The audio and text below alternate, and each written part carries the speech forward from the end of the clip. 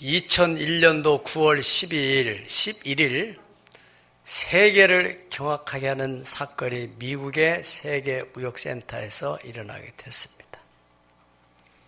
참으로 기가 막힌 일, 세계 어느 나라도 미국을 손댈 줄 모르는 그러한 강력한 나라, 초강대국을 어떻게 공격할 수 있단 말인가.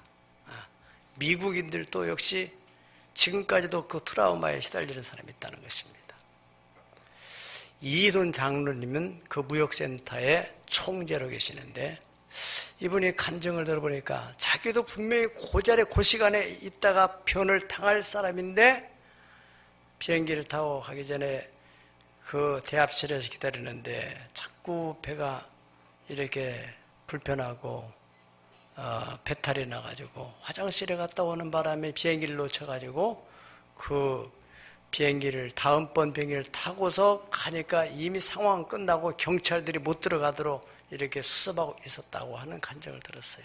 그러니까 우리가 살아가는 동안에 여러 가지 위험스러운 사건들이 일어날지라도 그 가운데서 참 어려움을 당하는 사람은 어려움을 당하지만은 특별히 사명 있는 사람, 하나님의 특별한 뜻이 있는 사람들은 보호를 받는다는 사실입니다. 인류가 대홍수의 심판을 받을 때에도 역시 전부 다 숨쉬는 생명체들, 이 지구에서 숨을 쉬는 동물들은 전부 다 멸망받았지만은 노아와 그의 7 식구들, 그리고 그 방주에 탄 생명들은 다 보호를 받았습니다. 소돔과 고모라 성도 마찬가지입니다. 거기에 하나님의 진노련의 유황불의 심판을 받아서 전부 다 멸망하는데 롯과 그 식구들이 구원을 받았고, 여리고성을 하나님 멸망시킬 때 그 여리고성에서 기생 라합의 가정, 그 가정이 유일한 하나님의 보호를 받은 가정입니다. 우리가 살아가는 동안에 어떠한 사건을 만날지라도 그 사건 속에서 멸망하는 사람 멸망하지만은 하나님의 보호를 받아서 생명을 보존하는 사람은 보존한다는 사실입니다. 그리고 성경은 말하기를 인류사에 이제 예수님이 오실 때는 인류의 종말이 이르게 되는데, 그때에 또 반드시 하나님의 보호를 받아 살아나는 사람이 있고 그렇지 못하는 사람들이 있다는 것입니다. 오늘 그러한 미래 종말적인 사건에 대한 예표로 주시는 말씀이 오늘 본문의 말씀입니다. 오늘 본문의 내용의 말씀은 이 예루살렘 하나님의 토성이 너무너무 범죄를 해가지고, 그래서 하나님께서 하나님의 토성임에도 불구하고 천사를 6명을 보내는데 그 6명 가운데서 한 명은 서기관의 먹그릇을 찾다고 그랬습니다. 멸망하기 전에 그 서기관의 먹그릇을 찬 그 천사를 향해서 먼저 예루살렘 성읍을 순회하면서 그 가운데서 가정한 일을 보면서 탄식하며 우는 사람들을, 그런 사람들을 찾아내서 그 사람들의 이마에다가 표를 해라. 그리고 난 다음에 나머지 5 천사를 통해서 예루살렘 온 거리를 샅샅이 뒤져가지고 노인이든 젊은이든 처녀든 어린아이든 남녀노유 빈부 귀찮을 것 없이 전부 다 이마에 표가 없는 사람들은 전부 진멸해라. 불쌍히 여기거나 긍휼히 여기지 말아라. 그렇게 명령을 했습니다. 그리고 그대로 실행했다는 사실을 11절 보니까 베옷을 입은 그 천사, 서기관의 먹그릇을 가지고 있는 천사, 아마 그이가 천사의 대표 리더가 되지 않나 싶은데, 이 사람이 뭐라고 합니까? 주께서 내게 명령하신 대로 내가 다 준행하였나이다. 그렇게 하셨다는 얘기입니다. 자, 그런데 여러분, 여기서 왜 하나님의 토성 예루살렘을 하나님께서 이렇게 참 처참하게 심판을 해서 멸망을 시켰을까? 그리고 이마에 표 표를 한 사람들만 살려줬는데 이마에 표를 받은 사람들은 권력자들입니까? 돈이 많은 사람들입니까? 아니면 잘생긴 사람들입니까? 신앙적인 좋은 직분을 가진 사람입니까? 어떤 사람이에요? 우는 사람. 우는 사람. 왜 울었어요? 억울해서? 괴로워서? 답답해서? 슬퍼서? 뭐 때문에 울었죠? 분해서 울었습니까? 예루살렘 성에 가증스러운 일을 보면서 울었는데 거저 울지 않고 탄식하며 울었다 그랬습니다. 히브리 말로 이 탄식이라는 말이 아나흐라고 표현되는데 이것은 정말로 사랑하는 사람이 죽었을 때 애통해서 통곡하는 울음, 그게 바로 아나흐라는 히브리 원어의 뜻입니다. 이 구약 성경에는 울었다는 표현들이 이렇게 아나흐로, 우는 것은 많은데 아나흐로 우는 울음을 12번 사용했어요. 아나흐라는 단어 12번 사용하는데 특별히 이 예레미야의 4번, 에스겔서의 4번 사용했다는 것입니다. 이 말의 깊은 뜻을 우리가 이야기해서 신약 성경에 가면 로마서 8장 26절에 보면은 이와 같이 성령도 우리의 연약함을 도우시나니 우리는 마땅히 기도할 바를 알지 못하나 오직 성령이 말할 수 없는 탄식으로 우리를 위하여 친히 간구하시느니라. 따라서 성령님의 탄식. 이게 바로 이제 헬라 말로는 스테나그모스라고 표현했는데 이 성령님께서 안에서 탄식하는 것이 애통하는, 저희가 꼭 기도를 해야 되는데 왜 저렇게 기도 안 하고 있는가? 그래서 성령님이 탄식을 한다는 거예요. 그러면서 우리를 위해서 기도해 주신다, 그렇게 말씀했습니다. 이 예루살렘 거룩한 도성이 차마 눈 뜨고 볼 수 없을 그러한 가증스러운 죄악들, 혐오스러운, 우리 쉽게 얘기한 말하는 혐오스러운 일들을 보면서 탄식하는 그런 사람들은 하나님의 마음을 가진 사람들, 그 안에서 성령님이 탄식하는 그 탄식 때문에 우는 사람들을 말하는 것입니다. 소돔과 고모라 성이 유황불의 심판을 받는 가운데서 구원을 받은 사람들이 누구라겠습니까? 롯의 가정이 있어요. 그 롯에 대해서 성경은 이렇게 표현하고 있어요. 베드로서 다 같이 한번 보시겠어요? 시작. 부업한 자들의 음란한 행실로 말미암아 고통당하는 의로운 롯을 건지셨으니 이는 이 의인이 그들 중에 거하여 날마다 저 불법한 행실을 보고 들음으로 그의 의로운 심령이 상함이라. 아멘. 여기 그 의로운 심령이 상했다. 누구의 심령이요? 롯의 심령이. 왜 상했느냐? 이 의인이 그 문란하고 음란하고 무법한 자들의 행실을 날마다 보면서 마음이 너무너무 고통스러워요. 성을 떠날 수도 없고 죽을 수도 없고, 그래서 날마다 그 불법의 행실을 보고 들으므로 뉴스를 듣고 볼 때마다 다 그러한 이야기들, 그래서 그 심령이 상하게 됐다는 것입니다. 하나님은 그 심령이 상하는 그 마음을 보고서 그를, 그리고 그 가족을 구원해 줬다는 거예요. 왜? 그 롯은 그들과는 다르니까 상하죠. 거기에 대해서 성경에 대해서는 또 이 소돔과 고모라 그 심판의 사건은 거기서 끝나지 않고 이것은 말세에 일어날 하나의 예표로 하셨는데, 거기에 대해서 2장 6절을 보면은, 베드로 전서 2장 6절을 보면은 시작. 성경에 기록되었을 때 보라 내가 택한 보배로운 모퉁이 돌을 시온에서 두노니 그를 믿는 자는 부끄러움을 당하지 아니하리라 하였으니. 아멘. 베드로 후서 2장 6절인데 잘못됐나 봐요. 그게? 예, 내가 잘못 그렸어요. 거기에 소돔과 고모라 성을 멸망으로 정하여 제가 되게 하사 후세에 경건하지 아니할 자들에게 본을 삼았다 그랬습니다. 그러니까 그 소돔과 고모라의 멸망은 후세에 경건하지 아니할 사람들이 이렇게 된다 하는 것을 하나의 모델로 본으로 보여준 것이다. 그러니까 말세에 경건한 삶이 그렇게 중요하다 그랬습니다. 예. 그 말세에 디모데후서 3장에 보면은 사람들이 고통하는 때가 온다고 그랬어요.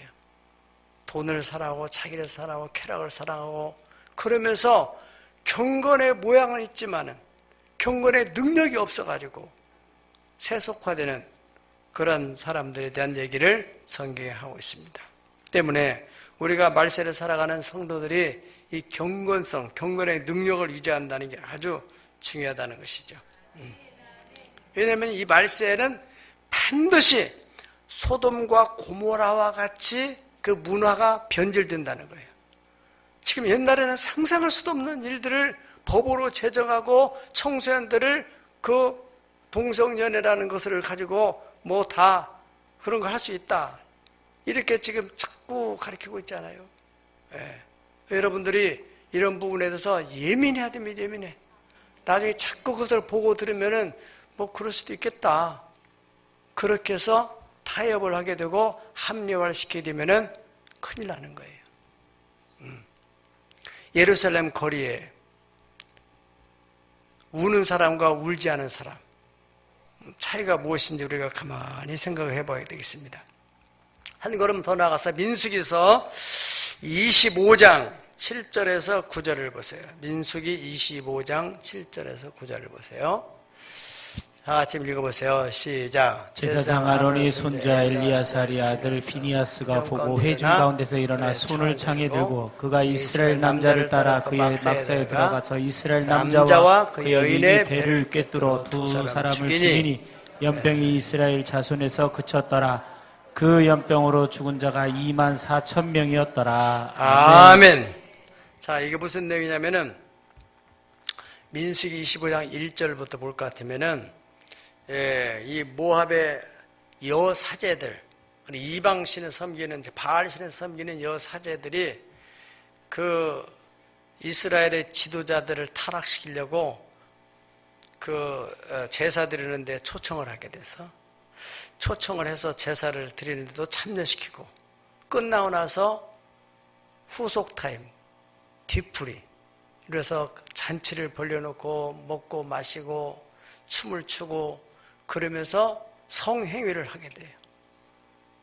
그것을 하나님께서 모세한테 지시를 해가지고 거기에 참여한 지도자들은 전부 다 찾아내가지고 태양 앞에서 땡볕 앞에서 목에다가 줄을 걸어서 목매달아서 다 죽여라 그렇게 말했습니다. 그리고 남은 백성들 거기에 동참하고 동조한 사람들을 하나님이 연병으로 치는데 막 계속 연병이 일어나 열병으로 막 사람들이 죽어가고 있는 그때 그 와중에 이스라엘의 어느 남자가 개념 없는 남자가 미디안 여자를 데리고 저렇게 장막에 들어가서 또 그런 못된 짓을 하니까 그러니까 다른 사람들이 지금 뭐야 이렇게 멍하고 있는 그때 아론의 손자 비누아스가 세상에 저런 놈이 정신이 있느냐 없느냐 그 막 분노가 치밀어 가지고 창을 구해 가지고 가가지고는 둘이 엎어져 있는 걸 배를 찔러서 배를 뚫어버렸다는 거예요. 아멘은 사람이 아주 대단한 사람이야. 여기 정말 아멘을 해야 나오는 그게 중요한 거예요. 이게 나와야 되는 거예요. 잘했다 그 말이거든. 예? 다른 사람들은 뭐 어머 그럴 수가 있어 너무했지 그거는. 예. 자 그런데 그 후에 하나님께서 비누아스에 대해서 그래 하나님 지금 막 분노가 끓었는데 그 분노를 이 비누아스가 대신함으로써 하나님이 연병을 그치게 했는데 그 연병에서 몇 사람 죽었다고요? 24,000명이 죽었는데 만의 경우에 이 비누아스가 그런 하나님의 분노를 대신하지 않았더라면 계속 죽어나갔을 수도 있죠. 비누아스 때문에 하나님의 연병이 거기서 끝나게 됐어요.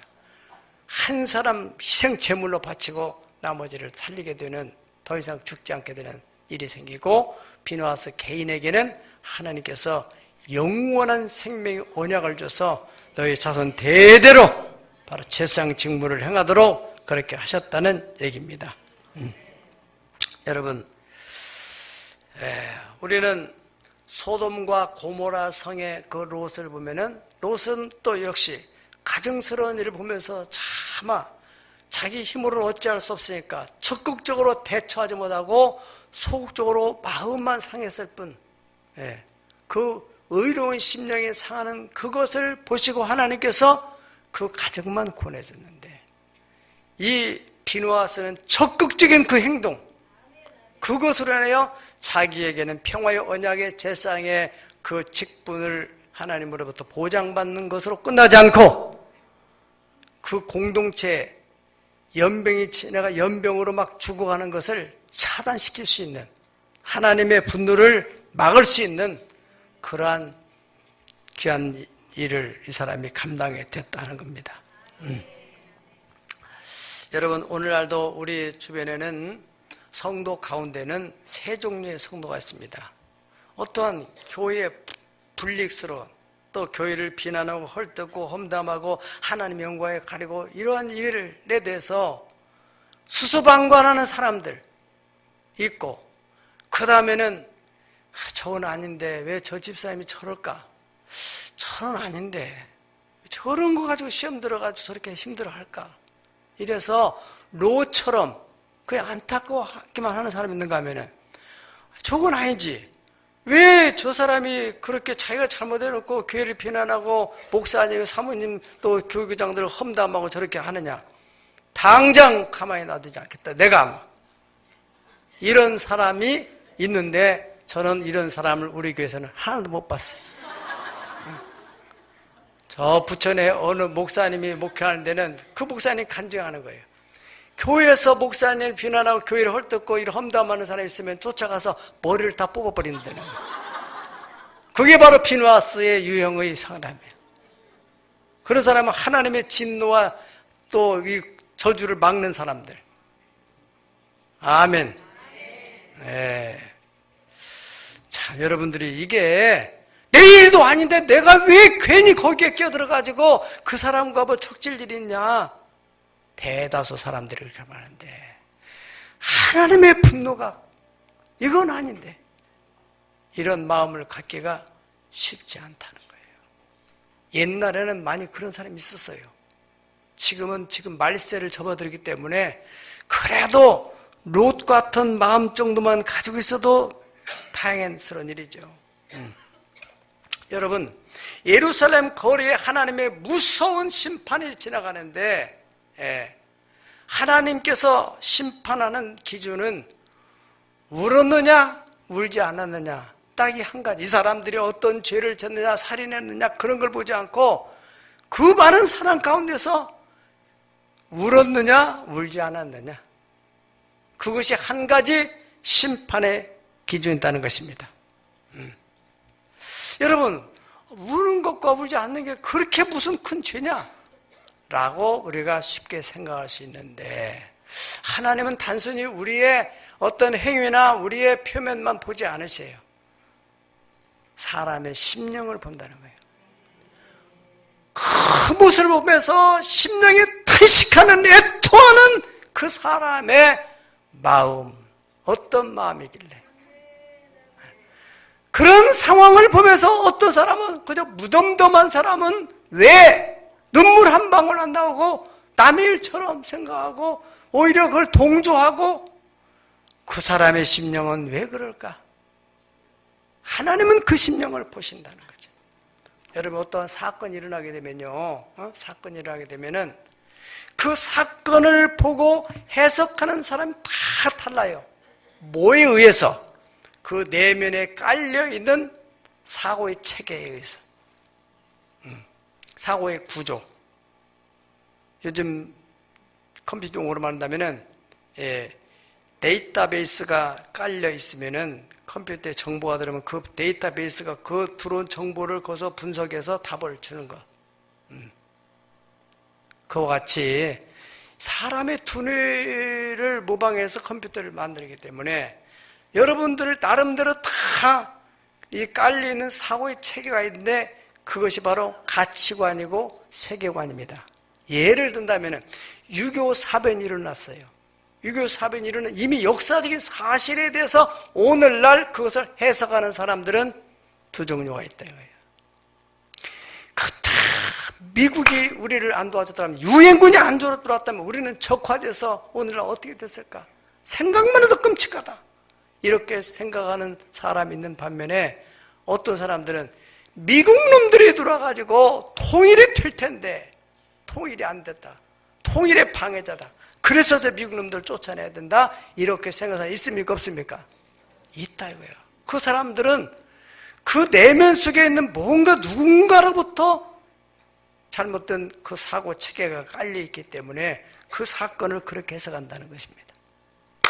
여러분들이 지금도 그렇고 앞으로도 그렇고 세상에 일어나는 사건에 대해서 그저 우리가 거기에 대해서 어떻게 반응하느냐 하는 것은 여러분의 내면에 깔려있는 사고체계. 신앙이 정말로 경건이 내 속에 깔려있다면 하나님의 영광을 가리는 일을 보고 그것을 가만히 있을 수가 없다는 거예요. 저 사람이 지옥으로 가는데 그걸 보고 그냥 놔둘 수 없다는 거예요. 청소년들이 타락하고 잘못되는데 그것을 놔줄 수 없다는 거예요. 저놈들을 어떻게 하면 좋냐? 어떻게 하면 좋냐 저놈들.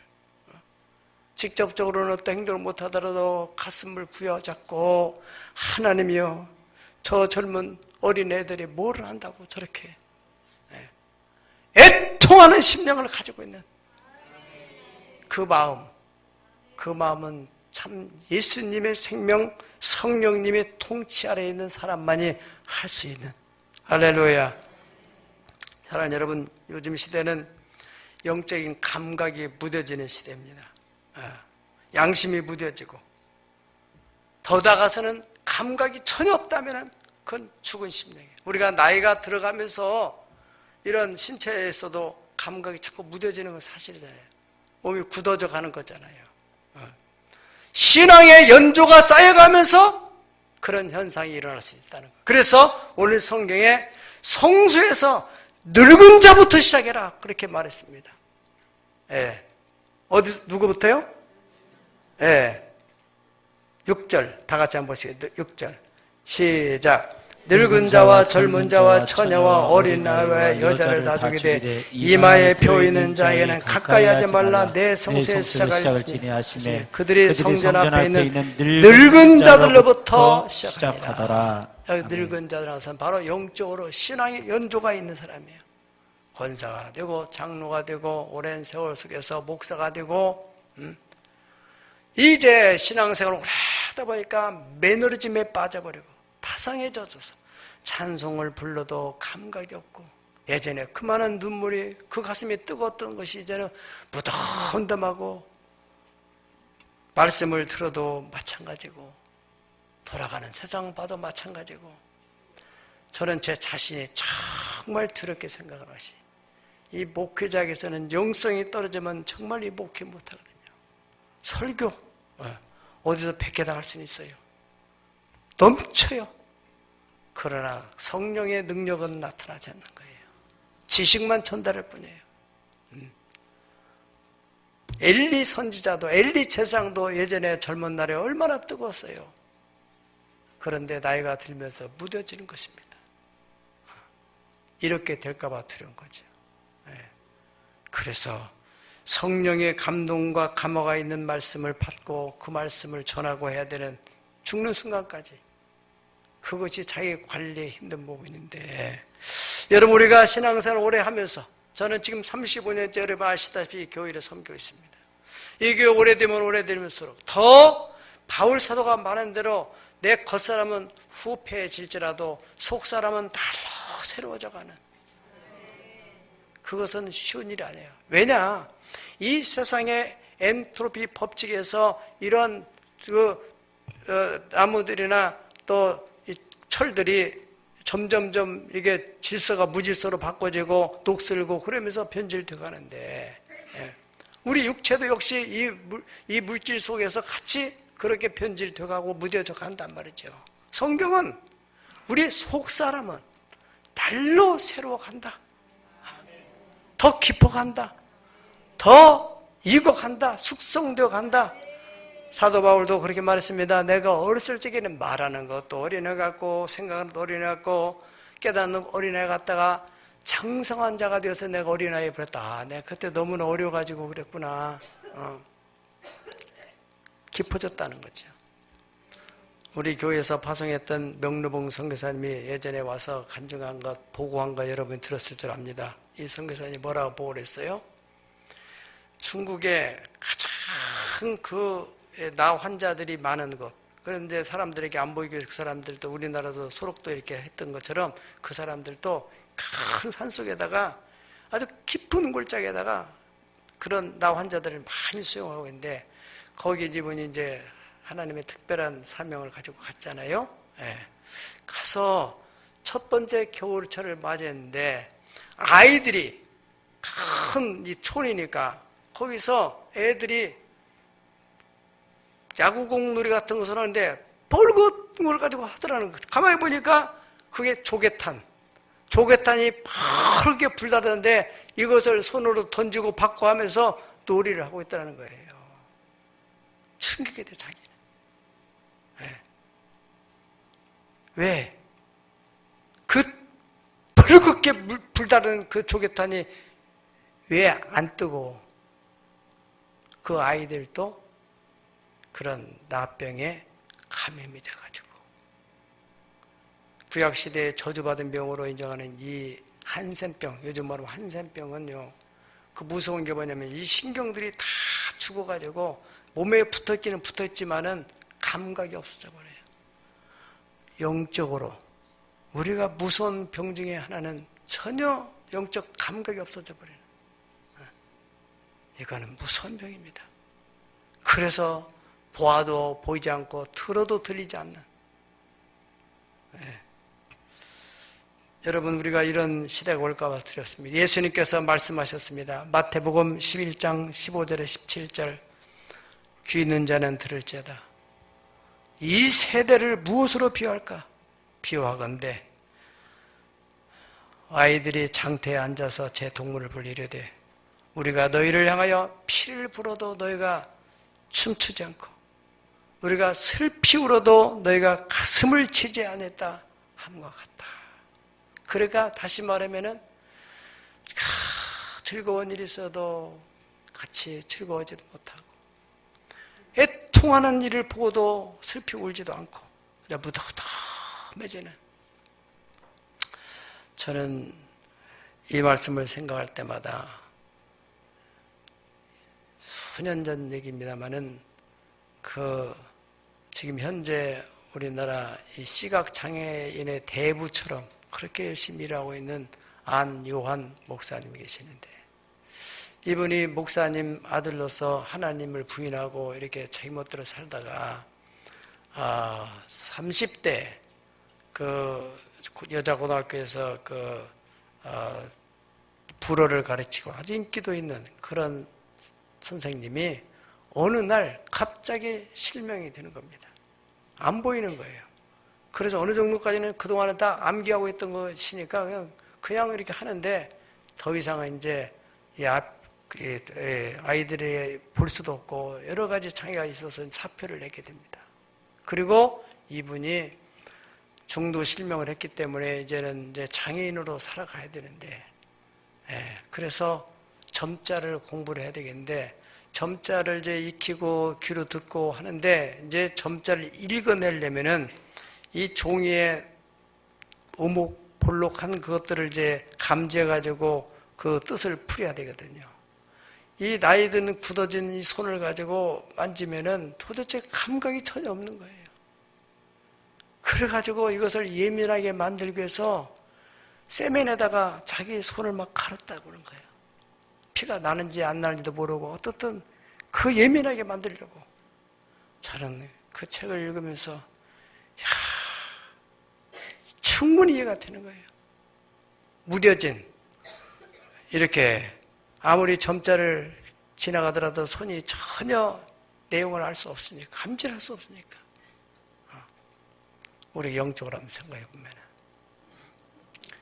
그 사람은 그 문자를 읽기 위해서 손을 갈아가지고 예민해지게 만들려고 하는데, 과연 우리는 믿음으로 살아가는 데 있어서는 영적인 감각이 없이는 안 되는 것입니다.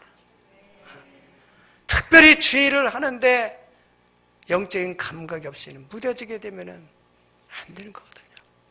네. 우리 사역자들을 참 중요한 얘기입니다. 지금 우리가 사는 이 시대가 어떻습니까? 이 시대에 사는 사람들의 심령, 특별히 크리스찬들의 심령 보세요.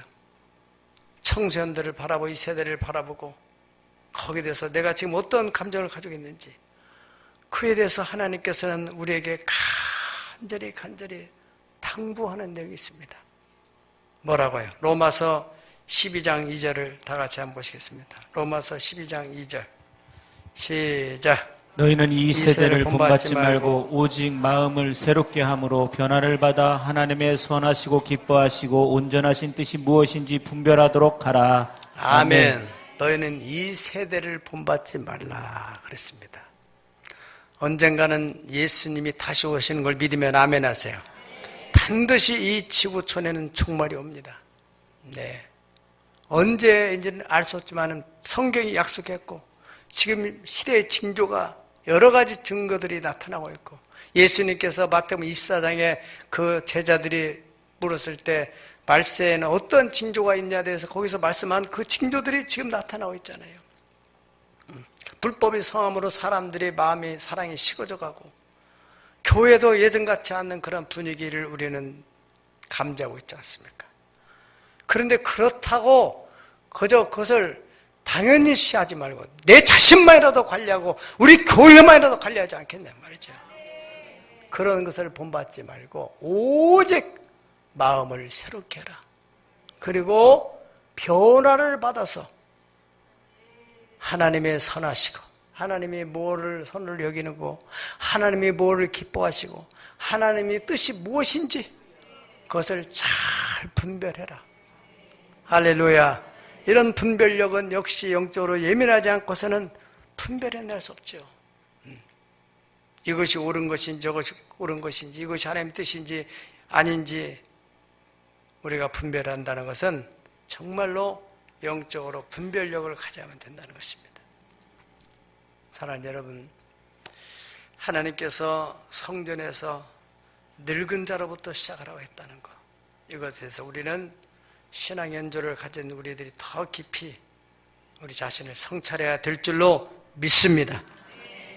이 변질되어가는 세대 속에서 우리가 마음에 숨은 사람을 어떻게 관리해 나갈 것인지 엄격하게 주님의 눈, 주님의 마음으로 세상을 바라볼 수 있도록, 세상이 육신적으로 바라보면 잘 나가는 사람, 잘 사는 사람 얼마나 부럽습니까? 아무리 잘 나가고 잘 살아도 영적 상태가 좋지 않은 사람을 불쌍히 볼 수 있는 눈을 가져야지. 그런 마음이 우리에게 있느냐 말이죠. 아프리카에 어느 청년이 참 신앙이 좋아요. 기도도 많이 하고 성경도 많이 읽고 선교사님 말에 그렇게 순종도 잘하고, 그래서 너무너무 귀하게 생각해서 미국의 선교사님이 이 청년을 미국 구경을 좀 시켜주면서 참 큰 비전을 가지고 키우려고 미국으로 데려왔습니다. 미국에서 이제 특별히 야경이 좋은데 저 라스베가스라는, 저도 못 가봤는데 거기가 그렇게 좋다네. 야경이요. 사막 땅에다 만드는데 낮에는 별거 아닌데 밤에는 막 그렇게 번쩍번쩍번쩍한 야경. 예. 거기에 이제 밤에 막 이 도박하는 사람들이 막 거기 미국 그쪽 우리나라도 그런 사람들은 한쪽으로 다 몰아놔. 이런 뭐 여고아닌 이런 것도 사실은 이게 정상적인 여고안 놔두고 그렇지 않은 것은 저 섬에다 다 몰아놔야 돼. 그래 동네가에 오면 애들이 얼마나 그 문제 됩니까? 예. 예. 아무튼 미국은 그렇게 해서 관리하는데, 그래 이제 어떻든 간에 그 청년을 이제 구경시켜주려고 밤에 다, 야, 이렇게 우리 미국이. 그런데 얘가 그걸 대답보더니 눈물을 내더라는 거예요. 그래서 얘가 뭐 때문에 그럴까? 자기 나라가 너무 가난해서 그럴까? 고향이 생각나서 그럴까? 그래서 선교사에 물어봤대. 야, 왜 기분이 안 좋냐? 얼마 멋있냐? 아니에요. 선교사님, 정말 눈물이 자꾸 나요. 저 사람들 저 속에서 지옥 갈 걸 생각하니까 자꾸 눈물이 나요. 그래서 선교사님이 그 말을 듣고 충격을 받다는 거예요. 야, 얘는 나보다 더 예민해. 나는 그냥 얘 편안하게 구경시켜줄, 저 속에 들어서 죄지면서 지옥 갈 거는 생각을 못하고 그저 구경만 시켜줄 뿐인데 이 아이는 그것까지 생각하고 있구나. 회개를 했다는 말 들었습니다. 왜 그 청년이 눈물을 흘렸겠어요? 그 속에 성령님이 탄식이 있었던 거죠. 네. 거룩한 표.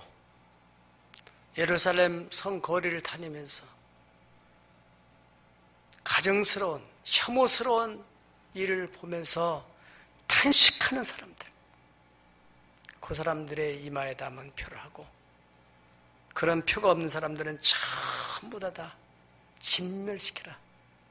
반드시 언젠가 이 땅에, 지금 이 문화가 점점점 교회 속으로 밀려 들어오는데, 우리는 과연 이 시대에 너희가 어떠한 사람이 되어야 마땅하냐? 거룩한 행실과 경건함으로 하나님 나라 임하기를 바라보고 간절히 사모하라고 베드로 사도를 통해서 우리에게 가르쳐주고 있습니다. 저는 오늘 여러분들과 함께 마지막으로 십자가의 길, 순교자의 삶, 이 시대에 우리가 정말 내 내면 세계를 거룩하게 늘 관리할 수 있는 길이 뭘까? 이런 찬송 가사에 이렇게 있습니다. 내 마음에 주님을 향한 사랑이, 나의 말엔 주가 주신 진리로, 나의 눈에는 주의 눈물로 채워주시옵소서. 다 같이 부르겠습니다. 내 마음에 주를 향한 사랑이, 나의 말엔 주가 주신 진리로, 나의 눈에 주의 눈물 채워주소서.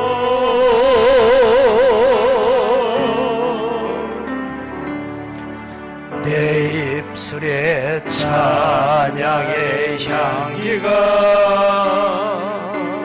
두 손에는 주를 닮은 섬김이, 나의 삶에 주의 흔적 남게 하소서.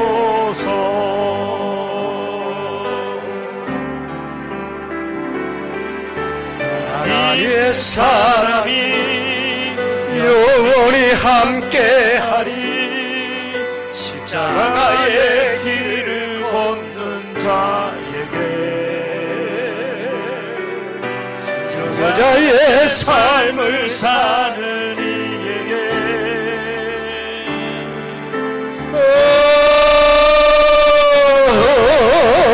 초롱하는 소리와 세상 유혹 속에도 주의 순결한 신부가 되리라. 내 생명 주님께. 다 같이 눈을 감고 하나님의 사랑이 두 손을 가슴에 얹고 드립니다. 하나님의 사랑이 영원히 함께하리라.